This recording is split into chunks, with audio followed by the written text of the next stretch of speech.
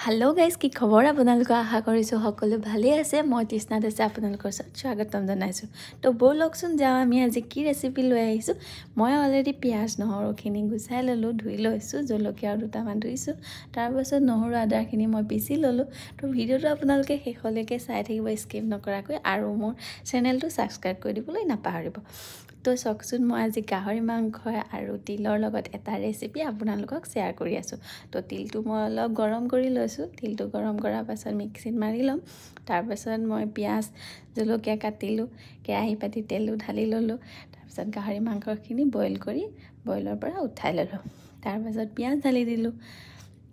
পিয়াজটো লাহে লাহে অলপ সিজাৰ পাছত মই গাহৰি মাংসখিনি তাতে ঢালি দিলো তো খাইটো কেনেকুৱা লাগে নাজানো তো আপোনালোকেও একবাৰ বনাই চাব পাৰে মোৰ ৰেচিপিটো চাই পেলাই আমাৰটো খুবেই ভাল লাগিল তাৰ পাছত মই নিমখ হালধি মছলা আৰু লগতে অলপ জলকীয়া গুৰি আৰু দুটামান কেঁচা জলকীয়াও লগতে দি দিয়া আছে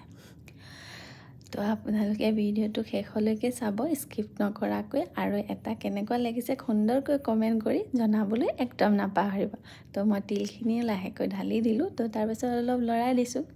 লৰাৰ পাছত লাহে লাহে মই অলপ পানী ঢালি দিম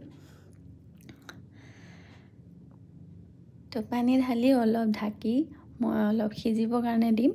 মই লগতে আলু এটাও দিছো তো আমাৰ এতিয়া গাহৰি মাংস আৰু তিলৰ ৰেচিপিটো হৈ গৈছে দেখাত কেনেটো খুবেই ধুনীয়া হৈছে তো খাবলৈ কেনেকুৱা হ'ব খাবলৈও চাগে নিশ্চয় ভালেই হ'ব খাবলৈ বাঢ়ি লৈছো তো আপোনালোকে ভিডিওটো চাই এটা কমেন্ট কৰিবলৈ একদম নাপাহৰিব তো আজিলৈ আহিছো বাই বাই নতুন এটা ভিডিঅ লৈ মই আকৌ আহি আছো